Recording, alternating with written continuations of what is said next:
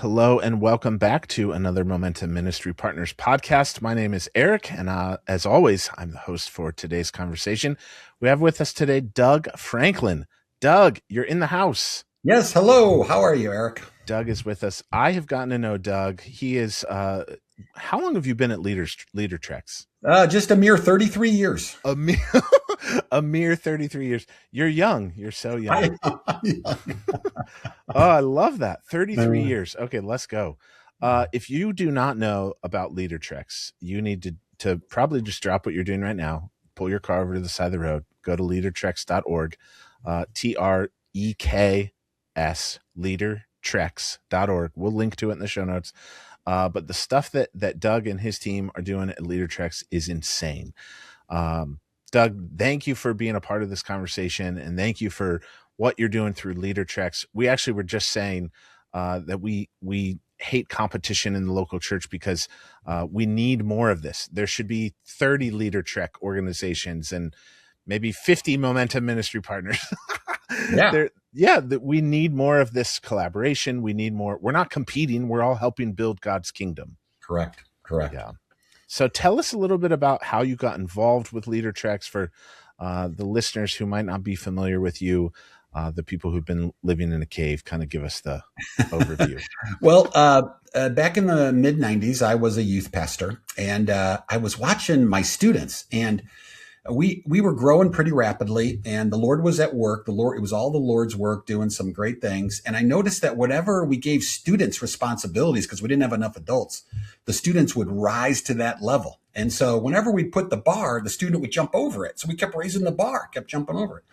So then I kept thinking, okay, there's got to be some leadership development resources out there that I could connect with. So back in those days, I only had one phone call to make, youth specialties. And I called them, and I remember them saying something along these lines. Whoever I talked to, I can't remember. It wasn't Marco, but it was somebody. But they said, I don't know if student leadership is actually part of youth ministry. That's where we were 35 years ago or so. So God really laid on my heart to do something about it. And because I really believe that the church is one generation away from being out of leaders. And one of the unique things that we get to do in youth ministry is develop leaders, because adolescents are ready to learn. Adolescents are ready to take risks. Adolescents are ready to do a lot of things that 30, 40, and 50-year-olds just aren't going to do anymore. Yeah. So we're at this unique crossroads in their life where we can actually develop the leaders that will impact culture and church for the next 60 years. So I get excited about seeing students develop. So we started by offering mission trips that were leadership development labs, because what we wanted to do was create something that already existed in the youth pastor's calendar. They didn't have space to create something new, but we could create something that was already in their calendar, and then we could add leadership to it. So every aspect of a missions trip became a leadership lab for us: cooking, VBS, work projects, cleaning, everything. In fact, today, right now, LeaderTreks is running 100 mission trips this summer, and we're still doing it this way. And groups are in Memphis and Kansas City and Costa Rica and Pawleys Island, South Carolina, where we started, still running trips there, still amazing. Students running the trips. And so for us, that was huge. And then about 2000, I realized mission trips are going to be, everybody was running mission trips at that point. It was odd. And so I started thinking about curriculum. And so I partnered with Dr. Jim Galvin, and we wrote 7 leadership assessments in students' language that were biblically based off the best science. And we tested it all over North America. And so we started building curriculum off of that. And then Campus Crusade, at the time, Crew now, came to me and said, would you start training our staff around the world? And so they set up this training center in Bolivia, and they started bringing in their top folks from around. And we started doing training. I trained there for 10 years, and I wasn't much of a trainer, Eric. I'll just tell you that much. I made a lot of mistakes, and I learned a ton there. And I sort of brought it back. And so today, our mission is to see students commit to developing as leaders to fulfill the Great Commission. And the way we do that is trips, training, and curriculum. And we still do that today. And it's really fun to help youth pastors who aren't normally trained as leadership development experts themselves to come alongside and equip them to develop their students as leaders. And so that's my story, and I'm sticking to it. I love it. I love that, Doug. Honestly, the number of churches that I've heard who have done a leader trek trip, that they've used your curriculum, I honestly, I'm being honest, I don't think I've heard any negative things about it. Oh, I'm sure The there are some. I'm sure there are, but I've not heard them. Well, I'll In be the honest with one you, I've person heard that I talked to. a few. this Oh last man. week, this last week, a female youth pastor was saying, "I didn't know my kids were going to cook the food." I'm like, Oh no. "That's why I said bring snacks because you're probably Yeah. going to need Oh, that's them." so funny. That's so funny. Honestly, I think my favorite thing that you guys have available right now is that deep discipleship curriculum. Yep. That stuff, I think student leaders can use. You can use in your student ministry to help Yep. equip your adult volunteers even to understand student language, and roll up your sleeves and spend some time hanging out with kids and disciple them. A lot of Yep. times, as adult leaders, they're like, what does that mean to disciple them? And you define it, you lay it out, you have a plan, you have a pathway to walk. It's amazing. It's amazing. So Yeah, good job. I was just talking to a youth pastor, Carson, in Jacksonville, Florida, a couple of weeks ago. He does deep discipleship with his high school kids on Sunday, and then they teach it on Wednesday night to the preteens. Let's And I go. thought, whoa, That's awesome. that is so awesome. So yeah, Yeah. it's a great tool. Yeah, Doug, I would love nothing more than to spend some time talking to you. We actually just got to hang out. We just got back from, I'm wearing my Ron John shirt today we were at Harvey Cedars, New Jersey, with the Youth Leader Summit. And so you're one of the speakers for that. And Momentum was an exhibitor there, and you did a phenomenal job just investing in the youth pastors that were there. If you're listening to this, shout out the Youth Leader Summit. Reach out to either Doug or I, or go to the website. I think it's youthleadersummit.com, youthleadersummit.com. Join us in Michigan in September. I think it's the 28th through the 30th. We'll be up in Michigan in September. Join us. We'd love to have you. Use code Todd Parriage for 100% off. Call Todd and tell him that Eric and Doug sent you. Yeah. We'll see how that works. I like that. Doug, you did a phenomenal job at the Youth Leader Summit talking to that room full of youth pastors about investing in students that will lead. Now, there is a big difference between a student ministry with a leadership team and a student-led student ministry. Yeah. Explain the difference. How do you see kind of both sides of that coin? Yeah, I think it starts with mindset. So you can either have a church that has a ministry to students, which I think most of the churches I interact with do, or you can be a church that has students that have a ministry to their world. And I think the difference sounds a little subtle when I say it, but it's huge. Yes. Because when I find that a church has a ministry to students, what I find is that students there are participants. They want to know what's coming. They're going to judge it on whether it's going to be good or bad, and they're just hoping that you entertain them and that they like it, and they'll stay if they like it, and if they don't like it, they'll leave. Right? They'll go down the street to the next church. Right? But when students own the ministry, when they're planning the ministry, when they're leading parts of the ministry, when they're seen as owners in the ministry, they treat the ministry way different, right? And their peers treat them way different as well too. I think in a lot of our youth ministries, we have apathy. And what breaks apathy is student leadership and student ownership, right? Those things break apathy because they bring an excitement, they bring an investment, they bring a sense of this is something that I'm doing, that you can join me in what I'm doing. It can be really, really powerful. So I think there's a big difference between these two types of youth ministries. And I think that apathy probably is the difference. There's probably a lot of apathy in the churches that have a ministry to their students. And there's a lot less apathy when a church says to the students, what do you want to do to minister to your world in the name of Jesus? Mm-hmm. All right, so let me give you some hypotheticals. Mm-hmm. If this is your youth ministry, youth pastor, I'm not dunking on you, but learn from this, okay? If you're talking to a youth pastor, Doug, and they say, yeah, we have a student leadership team, and you're like, awesome. Tell me about it. What do they do? And they say, oh, they plan one outreach night a year. Okay.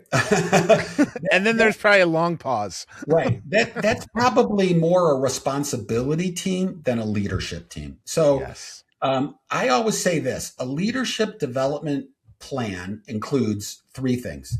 You have to have principles, leadership principles, plus a leadership experience, plus debrief. And that's going to Mm, equal transformational leadership development, right? Those are the three things. So so you've got good. to do some discipleship. You got to do some training. You got to do some skill set training. And that's really the principles. And then you got to give them an experience. And these experiences, they have to have failure as an option. If you take away all the consequences of their decisions, then it's really just responsibility. But if they really get to choose the decision and they have to live out that decision, and that decision could maybe lead to failure, that's probably a really good experience for them. Mm, And let me say something else. You can't learn leadership without actually doing it. So you can't take a class on leadership and go, you know what, I'm a leader. Or you can't just do an experience and say, I'm leading this, and so I'm a leader. You really need both of these things. You need principles plus experience. And then on top mm, of that, you need somebody to debrief it. What did we do well? What could we improve on? And what do we want to do different so we can grow? mhm. Failure is the greatest teacher we have. And the problem is that we're living in a time and a space right now where our culture, especially our Christian culture, has removed all option of failure. And so our Yes. students live in Mm, a comfort zone, not in a growth zone. And so because of that, I think our students are really struggling with being able to take risks, with really being willing to struggle and show grit and really be problem solvers and decision makers. So that's what I love about the LeaderTreks program, is that we try to add all those things in so that students mhm, get a real chance to lead, to own, to make decisions, and to live with the consequences. I mm, think when we do that kind of leadership development, we're going to see students mhm. grow. I think if one time a year we say, hey, it's Youth Sunday, what do you guys want to do? And we'll prep you for everything. We'll prep you for everything. You just get up there, and then we'll call that Youth Sunday. That to me is, it's nice, but it's not leadership development. Mhm. Yes.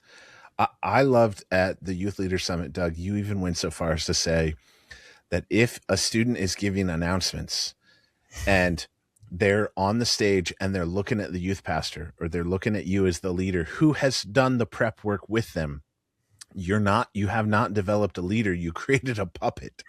And I'm like, that is so good. But the reality is, like, we've all been in a church service where you've seen that play out Yeah, and you're like, I don't think this person knows what they're supposed to even be. They don't even know the date. They don't know yeah, when you're supposed to be there, and they're asking somebody off the stage, and I'm like, you're not equipping a leader. This yeah. is this is yeah. And there's a ramification for this, Eric, that I think youth pastors don't think about. Short term, that kid looks great. Way to go, right? Long term, the rest of the students are sitting in the audience going, it's positional leadership. They don't say it that way, but that's what they're thinking. They're like, that guy's not a real leader. That Right. guy's just in a position. And Yeah. I know this for a fact. Students hate positional leadership. They hate the senior class president, the captain of the football team, the cheerleading head, because they see those people getting away with things because of Mm, a position, not because of true leadership. And this is yep. why when I talk about leadership with students, I always draw a triangle on a whiteboard. And I say, how many of you think the leader is here on the top of the triangle? All the students raise their hand. Command and control. You tell everybody else what to do. Mm. And I say, how much do you guys like this? And they say, we don't like this at all. They Yeah. don't care for it at all. And so I flip the triangle upside down. I put the point at the bottom and I say, what about this? The leader's down here and the leader serves everybody else and helps them reach their goals and their dreams. And they say, yeah, we like that. We like that. And I say, well, here's good news. That's the way Jesus led. Yep. Right? That's the way Jesus came to serve, Mm, and he served people, and through his service, he redeems them, right? Through the death on the cross and through his blood and his resurrection, he mm, redeems us. So this is the kind of leadership that I think students will buy into, yeah. but I don't think students are going to buy into this command control positional No. leadership. I just think you lose the rest of the crowd when you Mm. do that. I love what you said in that third piece too of the debriefing. So you need the first two for sure, but in that debriefing, which is where a lot of times, even us as paid ministry professionals, if I'm the youth pastor, nobody's ever done that with me. The, The senior pastor is probably not sitting in your youth ministry like going, hey, here's what you could do better. Here's how this played out. And, if you're the youth pastor, you might not have the wherewithal to even sit down with your volunteers and say, hey, how did this series go? How did that application point make sense? Are the students actually diving into the discussion questions? So if you're not debriefing or having somebody invest in you, then why would we think that you're going to do that with the students that you're trying to invest in? It's challenging. It is challenging. And I think it's because evaluation has gotten a bad rap. Yes. Evaluation has been mean or personal or I don't know what, but that's why I like to do target 3. I call it target 3. It's real simple. What are 3 things we did well? And everybody can think of maybe 20 things. That's what's fun about it. Then what are 3 things we want to do differently and never make it personal? Just corporately, what do we want to do differently, right? And then what are 3 action steps that we can take to make that happen? I do this with my team at LeaderTreks. I do this whenever I'm finishing an event on a missions trip, gather everybody around the vans before we get in. I'm like, really quickly, just what are a couple things we did well, you guys? And they list them. Hey, what are some things we want to improve? What do we do tomorrow differently, right? Mm-hmm. When churches don't evaluate, they don't grow. Yeah. Evaluation can be it can be a real positive. It can really lift you, but it has to be a culture. You've got to create that culture and the leader has got to set that culture. Yeah. And when they do, growth is right around the corner. When they don't, stagnation is right around the corner. I say all the time that churches, even youth ministries, can be guilty of this. We're constantly looking ahead. Sunday, Easter. Sunday, Christmas. Sunday, Easter. What are we going to do for Easter this year? What are we going to do that's new and fresh for Christmas? And if you forget to stop and look back and evaluate, I've sat in rooms where I've led discussions and I've been a part of discussions that when we talk about prayer, and you're like, how many of us have said that we're going to pray for something and then we forgot and we didn't? And then you see that person later and you're like, I forgot. I didn't pray. And the reality is that what we say we're going to do matters. When we're trying to invest in leaders, the value of looking back is such a big deal, and making sure that we actually did what we said we were going to do, and that we're doing the best with what we have, using the gifts, the resources, the stewarding the things that God's given us well, in a way that makes Jesus make sense to the best possible nth degree. The thing about evaluation too, is it brings about humility for the leader. And humility is about the most attractive thing there is. Yeah. And so if you and I were to do an evaluation of my talk the other day, and you were to give me some really great feedback, and I was to say, Eric, man, I appreciate you being willing to do that, it would make our relationship go deeper. It would unify you and me, and it would probably get us to be praying for each other. Yeah. I would be better. You would have confidence because you were able to talk with me and I responded in a positive way. Humility does so much for us as leaders. Yeah. It makes us so attractive. And I don't know why so many leaders are just opposed to any evaluation. Yeah. Well, the other side of this, I think, is clarity and communication. So there's a phrase, unclear is unkind, right? If I ask a student leader to get up and give the announcements, and they're like, okay, how long do I have? Just give the announcements. They might go 10 minutes. And you're like, I didn't mean 10 minutes. There's 2 announcements, but you weren't clear. Even it is hardwired into our human DNA that we want clarity. Where's the bar? I want to know what's expected of me. Your volunteers, they want to know. Don't just say, just show up on Wednesday and get to know the kids. That's unclear. What role are you giving them? What are you asking them to do? So, Doug, how does this clarity play out in terms of equipping student leaders? Yeah. Can I expand just a little bit? Yeah. Yes, please. At LeaderTreks, we always teach the 4 C's of communication. Let's go. Clear, going to have it. Concise, complete, and compassionate. And I think this is I've got all these college kids running mission trips right now, and I'm working with all of them on concise and complete and compassionate, because oftentimes they're not compassionate. But we got one. Leaders have to be clear. They've got to be able to cast vision. They've got to be able to tell people why it's important. They've got to be able to bring people along with their voice. And at the same time, they got to care for them deeply. So I honestly believe that this is the one tool that I talk to students about more than anything else, is being somebody who's really clear in their communication, and they're concise, complete, and compassionate as well too. Because when they are, people will follow. Yeah. And then that's pretty much the definition of a leader right there. You got followers, right? Mm-hmm. So that when you're not clear, people are confused. There is chaos. And very quickly, we lose people's interest because of that. I think, isn't it Donald Miller that says you get about 5 seconds to get someone's attention, and you've got to be super clear with those 5 seconds? I think he's right. I think you have a very short period of time. So I think that communication is one of those things that students really need to work on. But here's the thing. We haven't put students in a lot of places where their communication is tested, where it's then debriefed, and then we can help them grow in it. So giving students the microphone, letting students be up in front, letting students run that game on Wednesday night, letting students volunteer in the junior high or the preteen ministry so they can get some reps in talking and speaking and being in front, I think is really important. But the one thing I work on with students more than anything else in communication is casting the vision. Being able to explain what we're doing and why it's important. Because so oftentimes I find in the secular world and in the Christian world, we never explain the why. Yeah. My dad used to say to me, "Do it because I said so." Dads can get away with that, right? I've had a time or two. Yeah.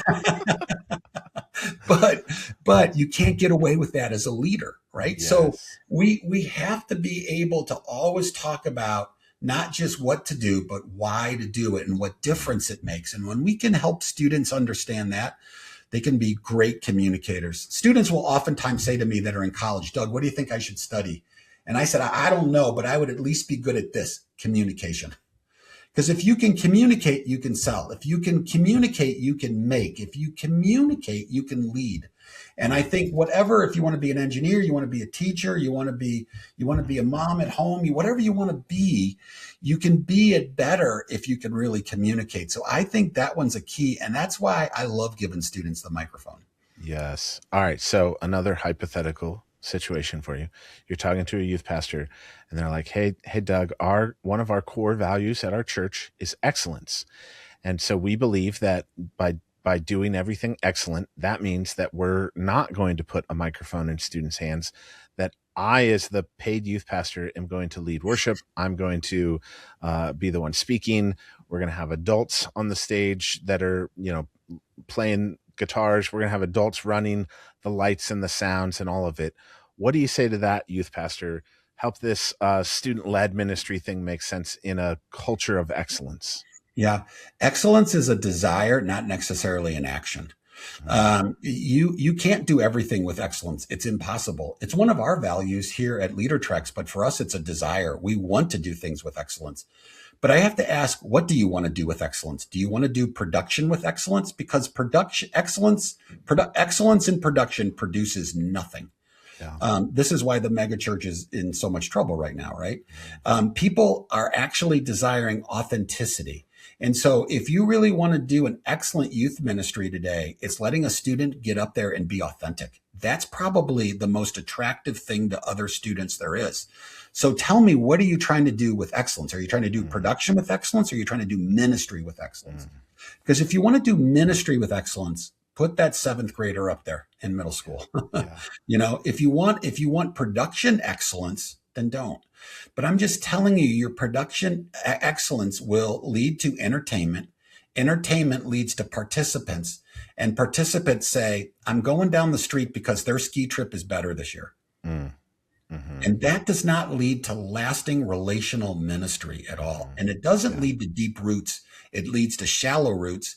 And students that are participants go into the world after high school and they participate in what the world has to offer. Yeah. And that's how we lost them over the last 20 years. It isn't worth it. The excellence in production isn't worth it. Yep. Yeah, I think when you're talking, define your terms, right? the word Yeah. excellence itself can mean so many different things. There's a level of excellence on our church staff, but you could look at any one of the people on the team and go, well, if our goal is excellence, then I'm going to replace the children's pastor with another children's pastor because there's somebody else that's better than you.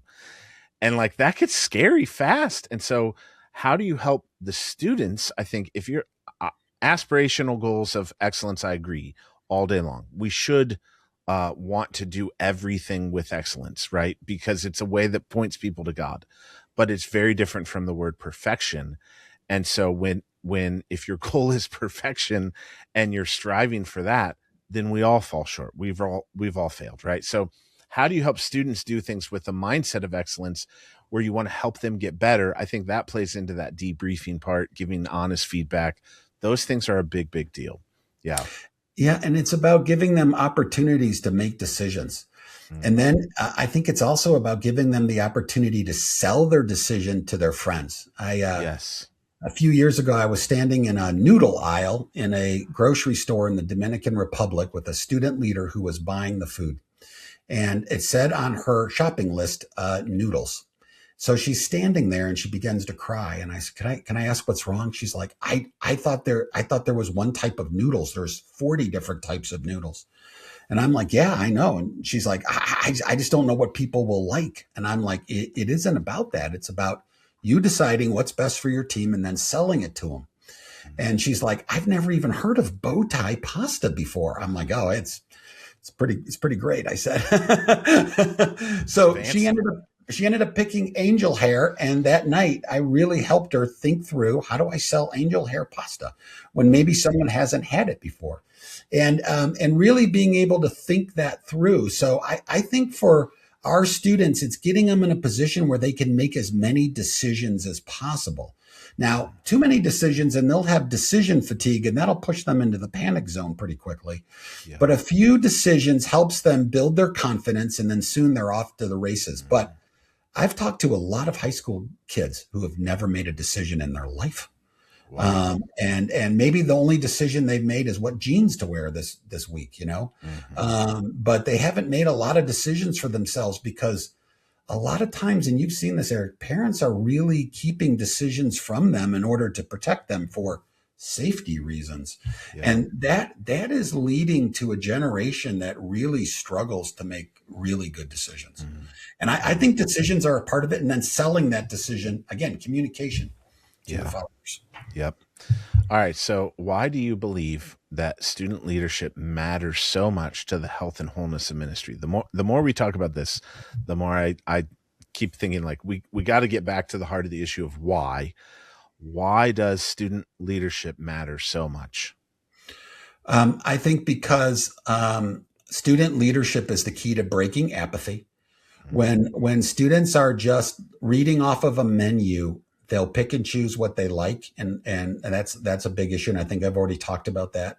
I think the other issue is that if they don't become church leaders now, they'll walk away from the church very quickly. I like to say this: student leaders are church leaders. And when you've got a student that's leading in the church, they're an owner. An owner treats the church way differently than a participant or a renter does. Yeah. And I'm fearful that a lot of the students in our ministry are just renters. And then finally, they become much more deeply rooted when they have started in student leadership for two reasons. Student leadership requires two things in its action: dependency on God and reliance on team. You can't be a leader without those two things. So a lot of times a student will come up to me and say, hey, Doug, we're doing this project and I'm really at an obstacle right now. And I'm like, have we prayed about it? Okay, let's stop right now. Let's pray about it. And then two is, who could help you? Who on your team could help you with this? And oftentimes the student leader is trying to do it all in their own power. That's their biggest lesson usually, is that you can't do it in your own power. Yes. So when student leadership is done right, you see students become dependent on God and reliant on team. This is what Jesus wanted with the church, right?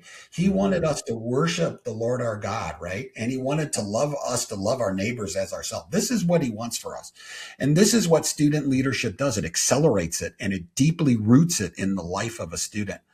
You know when students come back from a missions trip, Eric, and they've really served and they've owned it and they've made a difference and something really happened. Not only do they come back and say God is powerful, they come back and they say, man, I never knew Brian, my guy who sits right behind me in math, and Brian's like the coolest guy in the world, right? Yeah. And that's what Jesus wants you to know. Brian's the coolest guy in the world. Turn around and love on him. You know what I mean?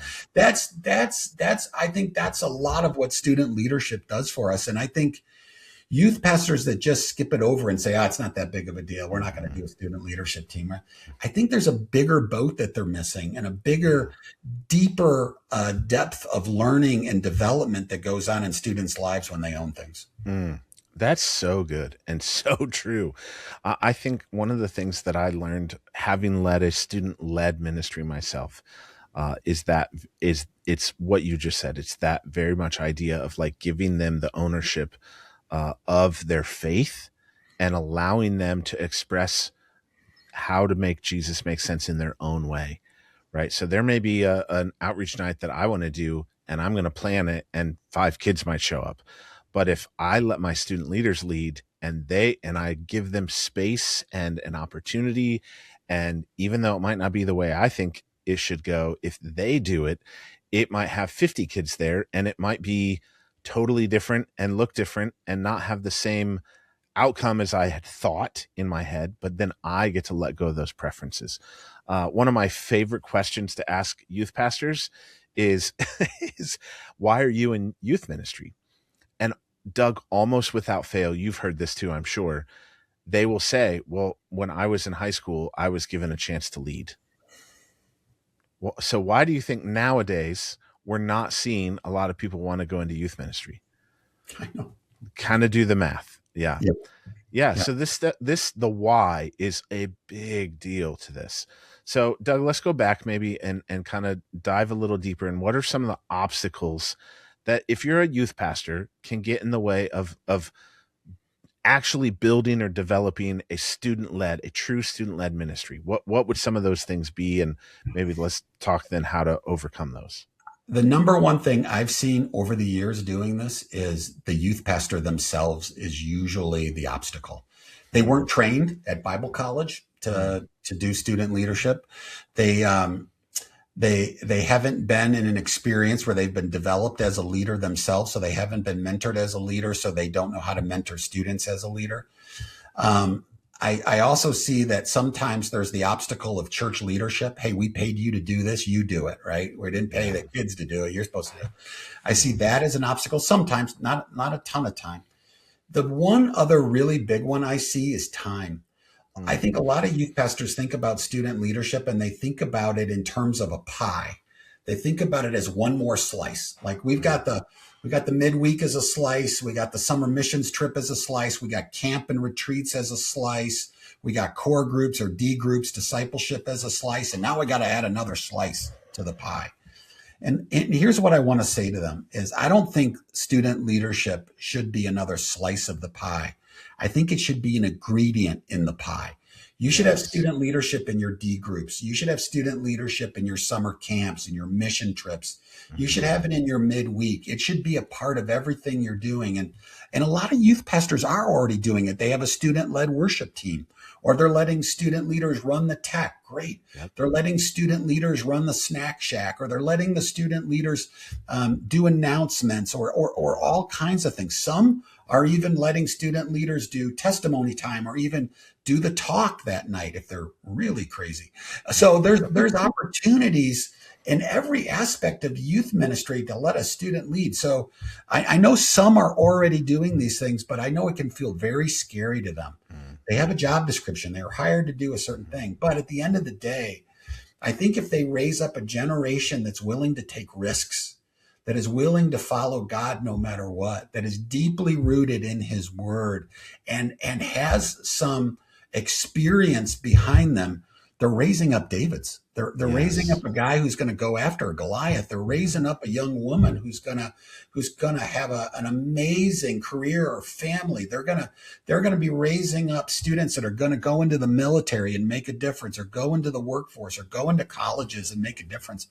I just feel like the ramifications of if they can get over some of these things, it's great. There's a lot of resources out there for youth pastors that don't feel like they have the training. There's Yeah. great books out there by many different people. Greg Rochelle. There's tools out there by obviously John Maxwell. There's tools that come from companies like ours. We have books that are like student leaders start here, like just Yes. follow that book, and it's easy. There's Doug Fields's Help, I'm a Student Leader, which is a great book. There's other books out there that can be really helpful. There's tools, there's plug and play tools. We have a thing called Leadership Journey that actually trains your adults on how to do student leadership with the students. I know right now media's got a lot of resources in this area as well too, and there's others. Others have great Yeah. resources out there for this. So there is a lot of help out there. Reorienting your ministry can take time. It can be difficult, but you can reorient it so that student leadership becomes an ingredient in that pie. And Mhm. over time, that can make a huge difference in what happens. It Yeah, makes a huge difference. Can for I just sure. tell you this? Friday, my wife and I were out to dinner, and a guy walked over to the table. I didn't recognize him. He said, "Are you Doug Franklin?" I said, "Yeah, I'm Doug." He said, "Hi, my name's Carl. I was on a missions trip 25 years ago with you. I just want to tell you, I follow Christ today because of you."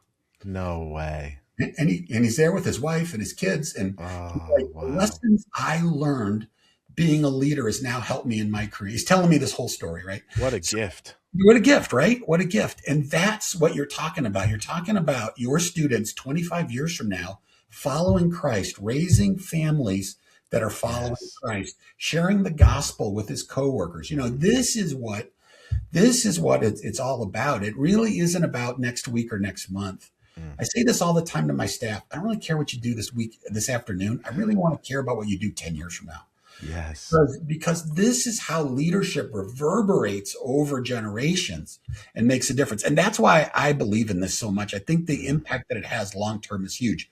But if you can get over those obstacles, and there's a lot of resources to get over those obstacles, I think you can make leadership development a key priority in your youth ministry. Hmm. Oh my word, for sure. Doug, that's powerful, bro, about that guy coming up to you. Oh my word.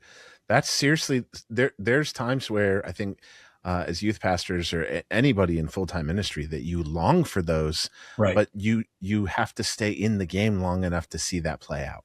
Yeah. Yeah. Oh wow. That's a gift for sure. Doug, for the youth pastor who's listening to this and they're like, okay, I connect with what one of the things that you just said is kind of resonated with me, maybe of I've not been trained. I've not had this model for me. Where do they go? What can they do? What next steps could they take to kind of just begin that journey or that process? Yeah. This has always been my suggestion is find a couple of older men in the congregation that you've seen leadership out of them and ask them if they would start meeting with you and mentoring you. Just even if they would just give you 6 weeks, start with that, or 6 months, whatever, but a So short period of time, and start helping you, because there's a lot of men and women who do this in their company already. They've got a mentoring program or they've got a leadership development program, and they can make a really big difference. And by the way, they've seen how goofy you act and they're dying for you to ask them. Yes, yes, I'll oh, it's so true. right. That's the first thing I would do. I would get a mentor that would really help you. Mm. I would start reading a few books that could also help as well too. I think John Maxwell's 21 Irrefutable Laws of Leadership is just a really big Love that win one. book, Yep. and you could get to be able to do that. And then I think you can look for organizations and partners that will actually help you and come alongside of you. I don't think as a youth pastor I had everything I needed to be effective. And I was really quick to look for people that could come alongside and organizations that could come alongside, whether it's a Dare to Share or it's a YM360 or a Hmm. LeaderTreks or a DYM. There's a lot of organizations out there that can really help you and make you better at the things that maybe you haven't experienced or haven't had a chance to develop and grow in. So I would look for a partner that would be able to help you. I noticed in most youth pastors development, the first 1 to 3 years is I just want students to like me. The Mm. next 3 to 5 years, it's usually like, hey, these adult volunteers could actually be great if I could train and develop them, right? And then 5 to 7 years, they're like, you know what? I need partners to come alongside and help me. Hey, if you're a youth pastor and you're in the 1 to 5 years, skip all of that and go get partners. Amen. I'm just telling you, just telling Amen. you. Like, and Mm. being liked by students is not what you're really going for in the end. What you want is you want them to love Jesus. That's what you're going for. And your adult volunteers can be the most powerful tools in God's hands if you'll develop and equip them. And partners only want to help you. They really do want to help you. These organizations that are out there, I know these guys, they want to help you. Yep. They want to come alongside of you, and they've got really amazing resources to be able to do it. Yeah. Seriously, I know both of our organizations would be happy to help step into Yeah. that in any way, shape, or form. Obviously, this conversation is a part of that. And so that is our heartbeat. And I know that's LeaderTreks' heartbeat. That's Momentum's heartbeat. And so we're literally just trying to create pathways, resources, avenues for people to say, I love this idea. It's maybe an idea and I need help implementing the concept. We're here. Reach out, please. We would love to walk with you through this journey because we've been there ourselves. Like Doug, I started out as a youth pastor and went through some growing pains trying to figure this all out myself. And my goodness, I wish we would have had a Sherpa that was walking alongside of us, helping us navigate this. So yeah, we're willing to help step in however we can. So Doug, one last question for you. I think in terms of if you're talking to a student leader and maybe it's a student who's listening to this conversation and they're like, I have so much to share. I think they've grown in their faith. They see it, they get it. Maybe you're a young adult or you're, a person on your staff, but you kind of feel that like I have something to share. I have gifts that aren't being used. How do you encourage that student to go about speaking up to their pastor, their youth pastor, and maybe just saying like, hey, put me in, coach. What do you encourage that conversation to look like? It starts with serve. Get in a role where you can serve. Here's the one thing that the church does. If anybody does a good job for a period of time, they always get a promotion in the church. You be a good youth pastor for 2 years, they're going to promote you to discipleship pastor. You be a good discipleship pastor for 2 years. Hey, you're senior pastor material. So serve. That's the thing. Serve. Build those deeper relationships. Build relationships with those people that are following you. You're doing ministry with preteens or kids or students. Build those deep relationships. Get involved in their life. Build relationships with their parents. Find out what their parents' greatest needs are. Meet those parents' needs. All of those things will get you a promotion really, really fast. If you're standing there and you're not participating, you're not volunteering, you're not serving, and you say, I want to be in charge of this. And it isn't going to happen. That's not the way it works in the world. Yep. And so what you got to do is you got to start by serving. So get involved, serve somewhere. It won't take long. It'll be very fast. And you'll find yourself with more responsibility and leadership than you bargained for, because our churches are out of leaders. That's the thing. Our churches are out of leaders, are desiring leaders. So if you come along, you serve, you're humble, you're willing to say you're sorry if you make a mistake, you're willing to take responsibility for what happens, it won't be long, and you'll be in whatever role that you feel like God has for you. So good. Yeah. Helping people move from being a consumer to a contributor is a huge phrase. I think that's a big mindset shift. Love it. So, all right, Doug, any final words, any encouragement you want to give to our listeners? Well, I want Momentum to come back to Wheaton College, because I when it was there, I came and visited and I thought it was awesome. I thought it was fantastic. Is it just you're too big now? Is that it? We were probably too big when we were at Wheaton. I remember, I think I slept on the floor that year. We're. Well, you could come to my house. You could have. There you go. Hey, let's go. Party at Doug's. I'm in.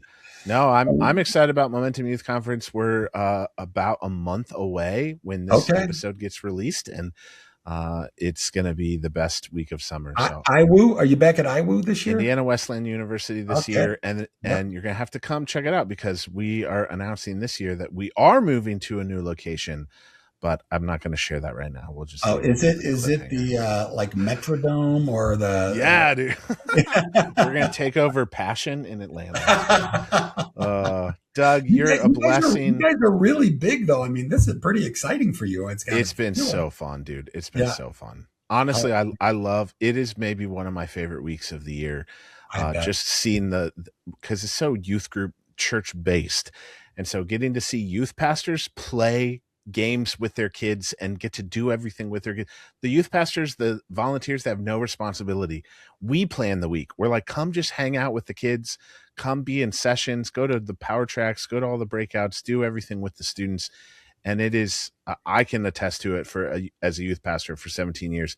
It's maybe one of the most life-giving things because you just get to experience it all together and the conversations that you get to have. So yeah, it's amazing. Well, I bet you got stories that are pretty funny. Oh yeah, that's for another episode. Yeah, yeah, we could both tell some, I'm sure. Oh man, well, thank you, Doug, for being a part of this. Yeah, tell our listeners again where they can find you, how they can get in touch. You can go to LeaderTreks.com or .org, deepdiscipleship.com.org. There's also, you can also follow me on Facebook or Instagram as well too. I post on Facebook and Instagram almost every day, videos and training tools. You know, at LeaderTreks, we got about 100 free resources. So if you just go to the search bar and search free, you're going to find ebooks. You're going to find leadership assessments that are free, all kinds of tools. So yeah, there's tons of stuff there. You don't have to buy anything. There's a lot of stuff there you can see. Oh, so good. Well, thank you, Doug. To our listeners, seriously, we hope to see you at the Youth Leader Summit in Michigan in September. Join us. We'll both be there. And reach out if you have any questions. That'll do it for today's conversation. We'll see you next time. Thanks for listening to the Momentum Ministry Partners Podcast. If you found this episode helpful, would you subscribe, rate, and leave us a review? That helps more people discover this podcast. We'd also love for you to share this episode with someone in your network who could benefit from the conversation. Because we want to be your go-to and most trusted resource, we'd love to hear from you. If you have a question or a topic you'd like us to cover in a future episode, send us an email to info@buildmomentum.org. Or you can send us a DM on any of our social media platforms. And if you want to learn more about Momentum Youth Conference, Urban Centers, Grace College Akron, Momentum Marketplace, or Momentum Pro, head over to buildmomentum.org. Thanks again for joining us, and we'll see you next time.